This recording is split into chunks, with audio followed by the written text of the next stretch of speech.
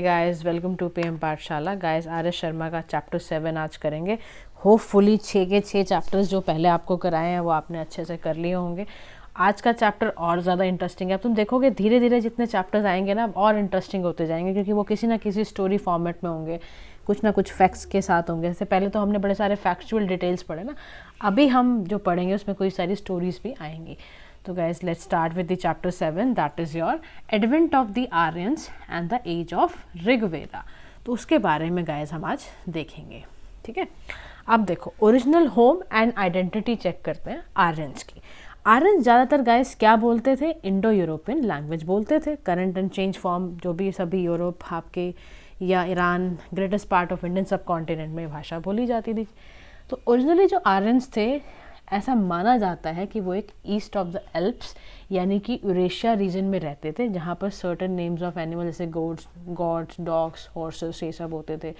Names of certain plant जैसे कि pine है, मैपल है, ये सारे के सारे आपको सिमिलर मिलेंगे to one another in all the Indo European languages. Common word जैसे फौना फ्लोरा यूरेशिया में थे। तो ये बताता है कि जो आर्यंस हैं they are very much acquainted with the rivers and forest, ठीक है। उनको बहुत अच्छे से पता है, नेचर के काफ़ी करीब है ये कह सकते हो आप। माउंटेन्स वगैरह आपको फ्यू आर्यन लैंग्वेजेस में मिलेंगे, वो है ना, आर्यंस क्रॉस मैनी हिल्स ऐसा मिलेगा। तो अर्लीस्ट ऐसा माना जाता है गाइस कि ये देखो देखो लिखा रहता है, तुम्हें भी अपने आंसर्स में ऐसे ही लिखना है कि their earliest life seem to have been कैसी होती थी? पेस्टोरल करते थे, एग्रीकल्चर का काम करते थे, ठीक है। इनका पेस्टोरल सबसे main activity, then secondary occupation their agriculture करते थे। अच्छा, आर्यंस ने कोई सेटल्ड लाइफ नहीं जी, with the result they could not leave behind any solid material remains, ठीक है। अच्छा, ये कुछ ना सेवरल एनिमल्स को यूज़ करते थे, जैसे कि हॉर्स को। क्यों यूज़ करते थे?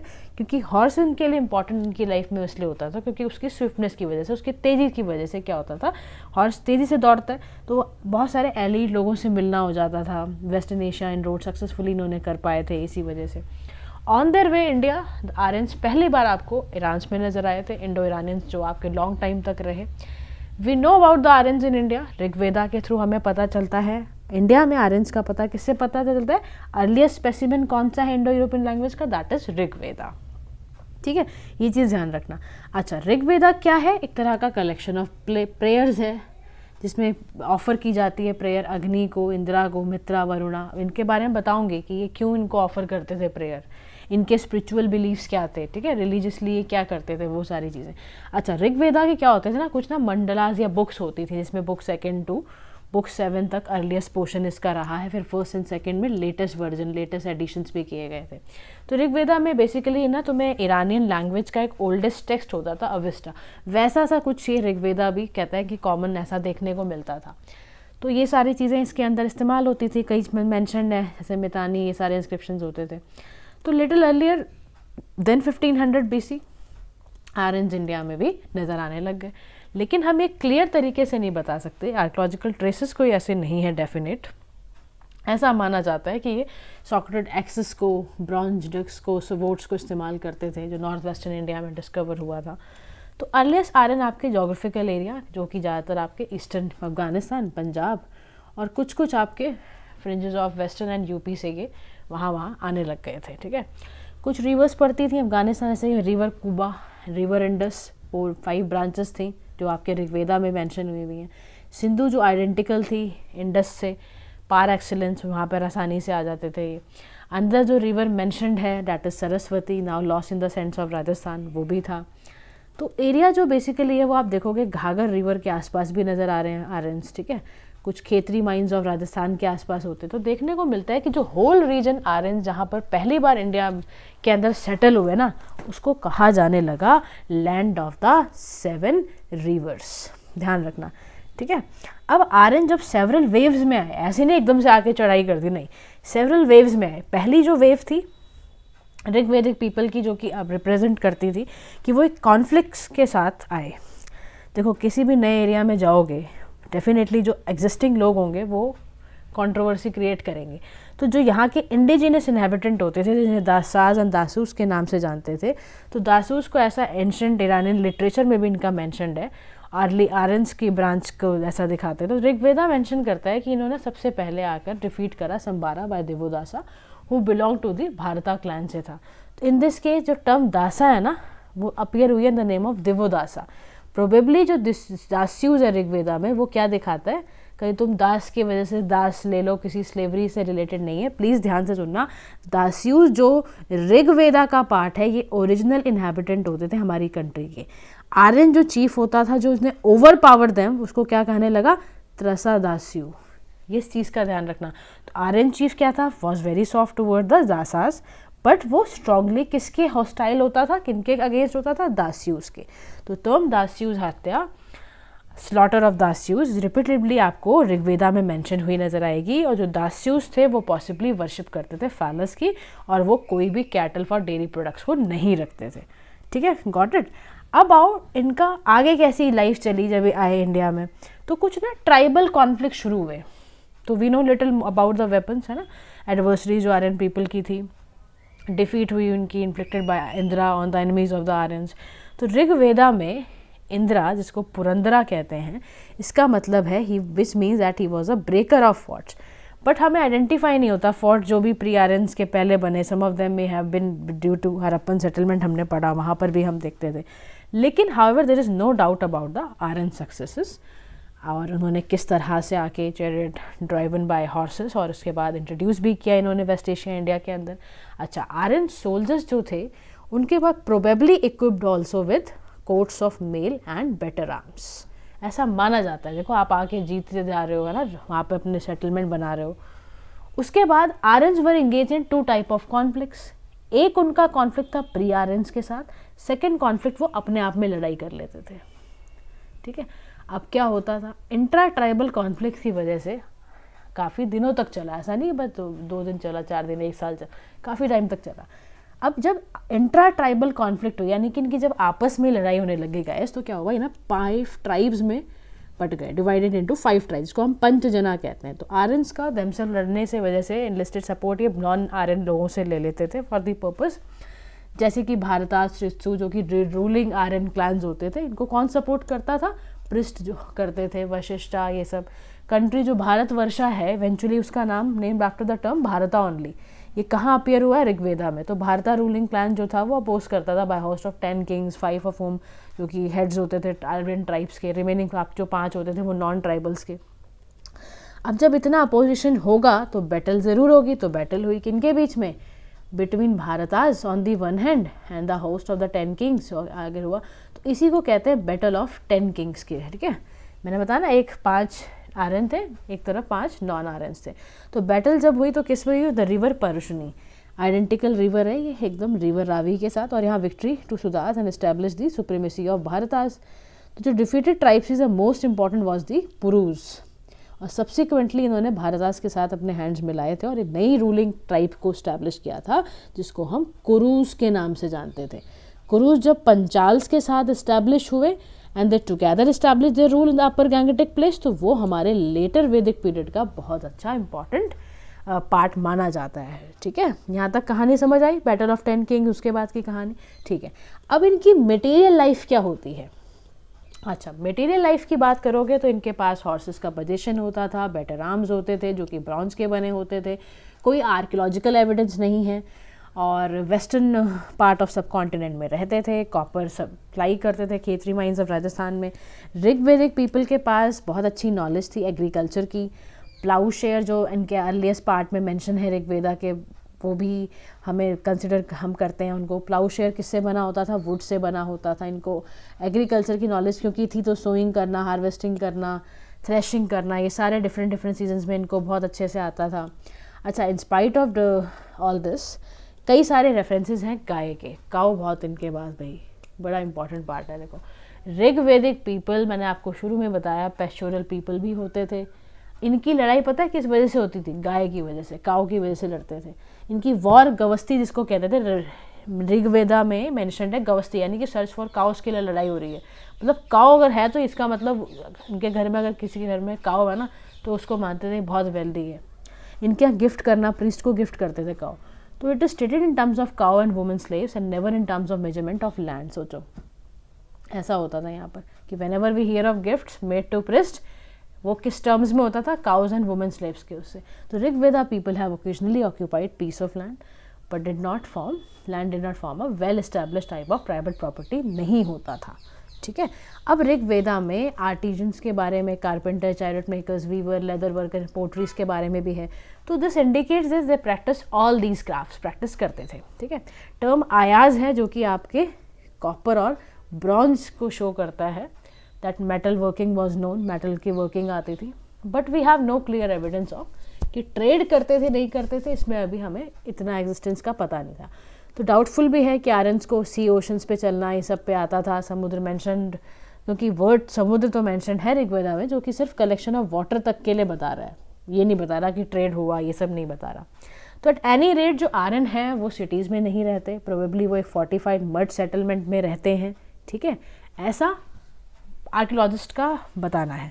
उसके बाद रिसेंटली एक साइट थी भगवानपुरा, ये एक्सकेवेट हुई हरियाणा में, 3 साइट्स पंजाब की हुई। वहाँ पर ना ऑल दिस केसेस में पेंटेड ग्रेवेयर कुछ निकल कर आया जो कि लेटर हरप्पन पोट्री का पार्ट था। तो डेट असाइन की भगवानपुरा को कि भाई ये इस रेंज में 1600 BC से 1000 BC के बीच में रही होगी, और ये रफली पीरियड भी ऋग्वेदा का था। तो जोग्राफिकल एरिया जो 4 साइट्स के थे वो कोइंसाइड करते हैं विद ग्रेट पोर्शन ऑफ जो ऋग्वेदा में मैंशनड है। अच्छा, painted grey ware has found at all these sites, neither iron objects nor cereals, कुछ भी नहीं मिलता, बट पेंटेड ग्रेवेयर्स मिलते हैं। तो कहा जा सकता है, सोचा जा सकता है कि जो प्री आयरन फेज था वो PGW विच जो कि कोइंसाइड करता था ऋग्वेदिक फेज से भी। तो ये बहुत इंपॉर्टेंट इंटरेस्टिंग नोट था। भगवानपुरा 13 रूम्ड मड हाउस था जो कि डिस्कवर हुआ, और ये इंडिकेट क्या कर रहा है, देखो तुम्हें ये याद रखना है, इंडिकेट ये कर रहा है कि लार्ज एक्सटेंडेड फैमिली होती थी, कैटल बोन्स मिली हैं इन साइट्स में। तो मतलब ये जितनी भी साइट्स पे इंस्क्रिप्शंस वगैरह या जो भी आपकी ये एक्सकेवेशंस होती हैं ना, ये इन चीज़ों को बताने के लिए कि उस टाइम पे ऐसा क्या रहा होगा। अच्छा, अब इनकी ट्राइबल पॉलिटी के बारे में समझो। तो एडमिनिस्ट्रेटिवली अगर आप इनको देखो, इनकी जो मशीनरी होती थी उसमें चीफ कौन बैठता था, ट्राइबल चीफ होता था, सेंटर में बैठता था। क्यों बैठता था? क्योंकि उसकी लीडरशिप वॉर वगैरह में बहुत सक्सेसफुल रही होती थी, और उसको राजन कहते थे।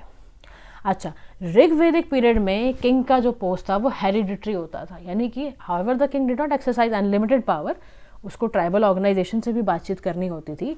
ऑल्दो पोस्ट वाज हेरिडिटरी, लेकिन ट्रम्प ट्रेसेस इलेक्शंस के भी मिलते हैं। ट्राइबल असेंबली बैठती थी जिसको हम समिति कहते हैं, और इवन किंग को ना ट्राइब्स का प्रोटेक्टर भी कहा जाता था, क्योंकि ही प्रोटेक्टेड इट्स कैटल, वॉर्स के लिए फॉट करना है ना, प्रेयर्स करना गॉड ऑन इट्स बिहाफ, ये सब करते थे। कई सारी ट्राइबल असेंबलीज थी, सेवरल थी, तो उसमें ना उनके नाम थे, जैसे कि देखो सभा, समिति, विधाता, गना, ये सारे के सारे नाम मेंशन्ड है ऋग्वेदा में। असेंबली क्या करती थी? डिलिबरेटिव थी, मिलिट्री रिलीजियस फंक्शंस करती थी, हर वुमेन अटेंड करती थी, सभा, विधाता, ऋग्वेदिक, ये सब। मोर इम्पॉर्टेंट पॉलिटिकल जो पॉइंट्स ऑफ व्यू से इम्पॉर्टेंट थी समिति, वो सभा और समिति थी, ठीक है। और इसके अलावा डे टू डे एडमिनिस्ट्रेशन में किंग असिस्ट किया जाता था by few functionary. Important functionary कौन था? पुरोहिता था।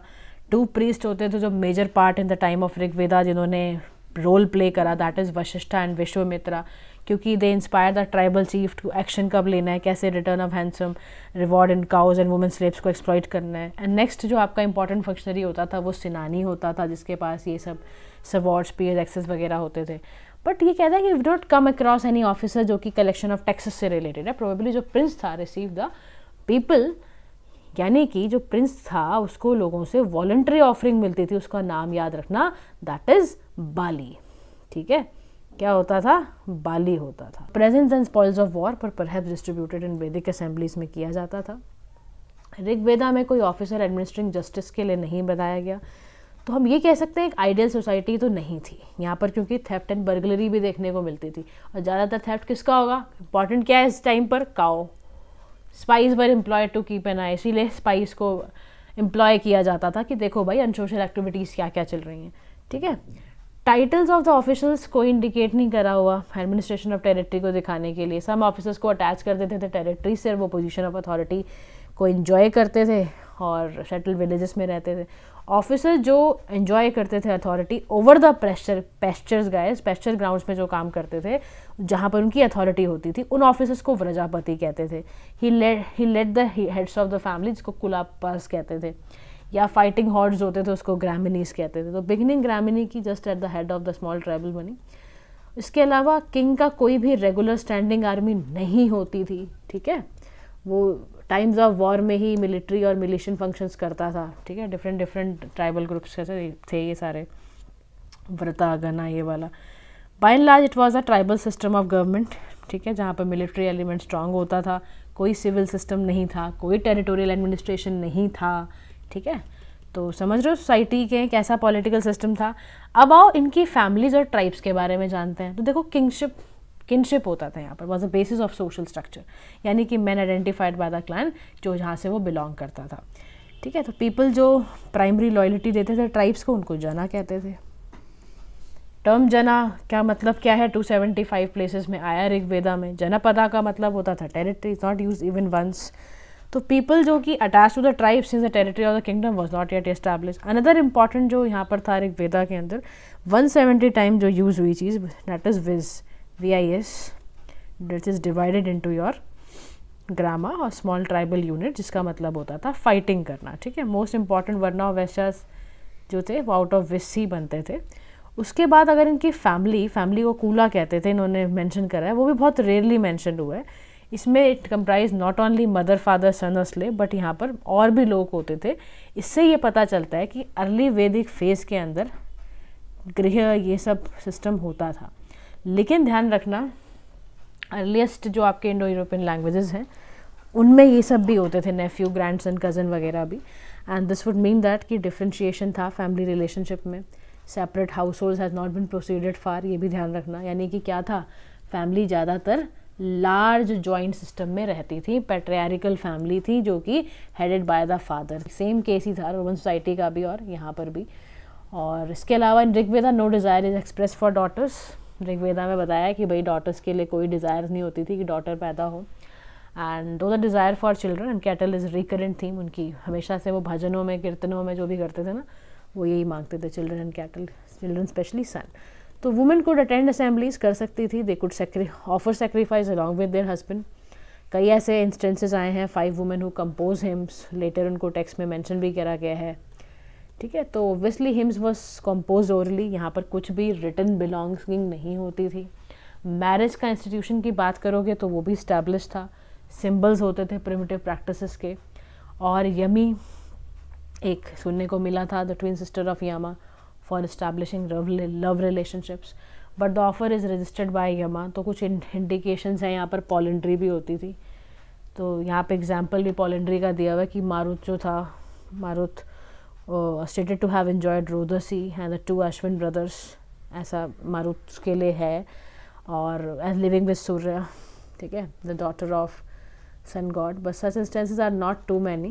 ज़्यादातर तो आपकी वैसी सोसाइटी थी ना, पैट्रियार्कल, ज़्यादातर आपके सन पैदा होते थे। तो लेकिन कई इंडिकेशंस थे पॉलिंड्री के भी, एक केस आपको बता भी दिया हमने। इसमें ये भी देखा गया है पॉसिबली कुछ में, not too many, they indicate matrilineal traces भी, few instances में sons being named after their mother।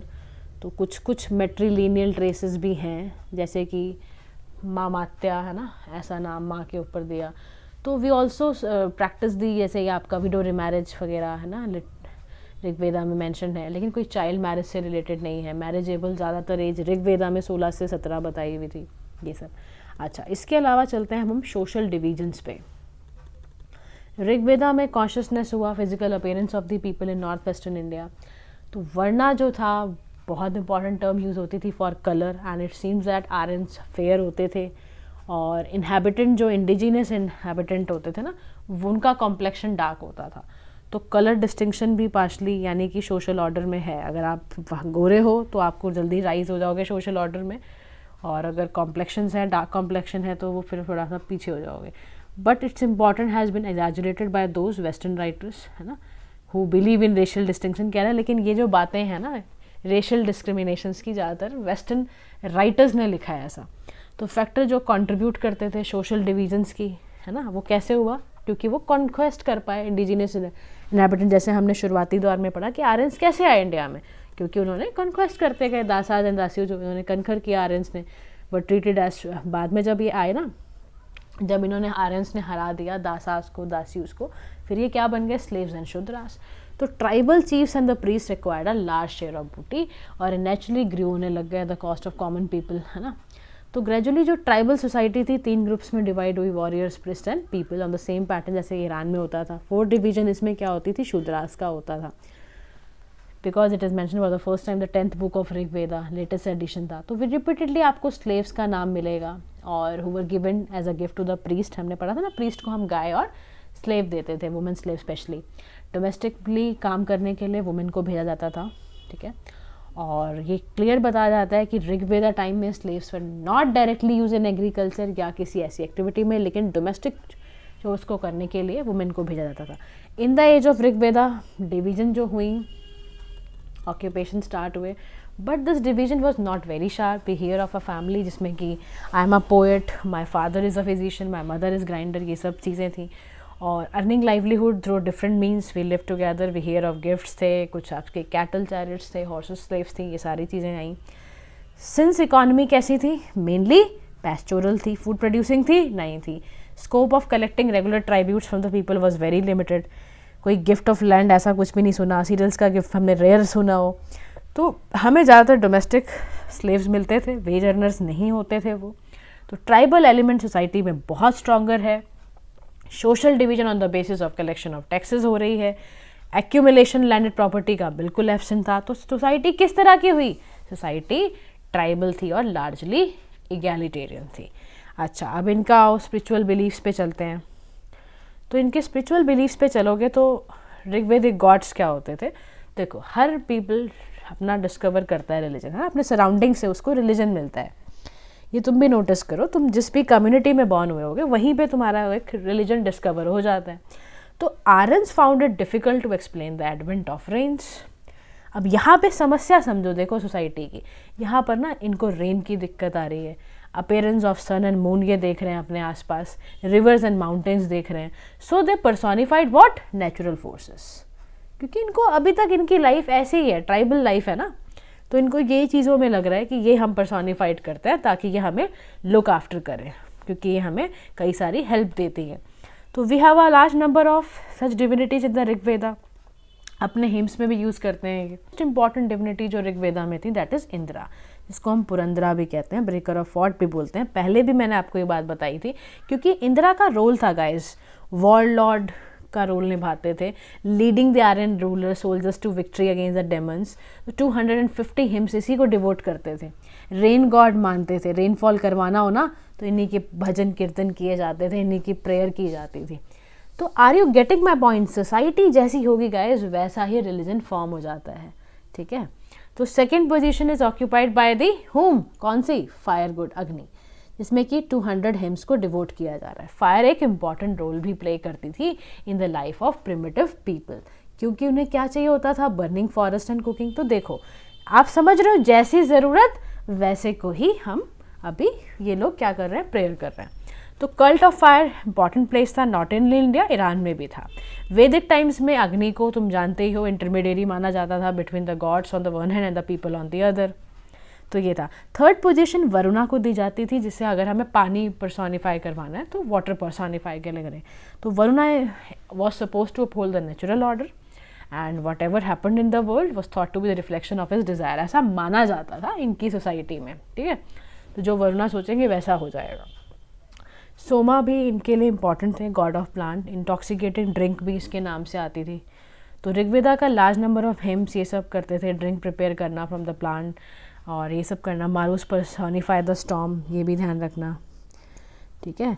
And we have large number of god जो कि डिफरेंट फोर्सेस में होते थे, नेचर को बेसिकली कर रहे हैं ये लोग। फीमेल डिविनिटीज़ भी देखने को मिलती थी, अदिति एंड उषाज, जो कि appearance of dawn, but they were not prominent in the Rigveda time, क्योंकि पेट्रारिकल सोसाइटी थी तो मेल गॉड्स को ज़्यादा इंपॉर्टेंस दी जाती थी। Dominant mode of worshipping gods क्या था, ज़्यादातर लोग क्या करते थे यहाँ पर, प्रेयर का रेसिटेशन या सेक्रीफाइसेस ऑफर करना। तो प्रेयर इंपॉर्टेंट है ऋग्वेदिक टाइम्स में, ठीक है। और collective and individual prayer were made originally by every tribe and clan के थ्रू स्पेशल गॉड को की जाती थी। तो प्रेयर जो हो रही है, ऑफर की जा रही है कोरस में by the member of whole tribe and sacrifices Indira, ये सब भी ये लोग करते थे। वेजिटेबल देना, बार्ली देना गॉड्स के लिए। बट इन ऋग्वेदा टाइम्स देखा जाता है जब process was not recommend many ritual sacrificial, यहाँ पर ऐसा कुछ भी रिचुअल नहीं होता था। At this stage, magical power of the word was not considered so important as it came in the later Vedic times. लेकिन याद रखना ऋग वैदिक टाइम में दिस इज द कंक्लूजन कि they did not worship gods for the spiritual upliftment.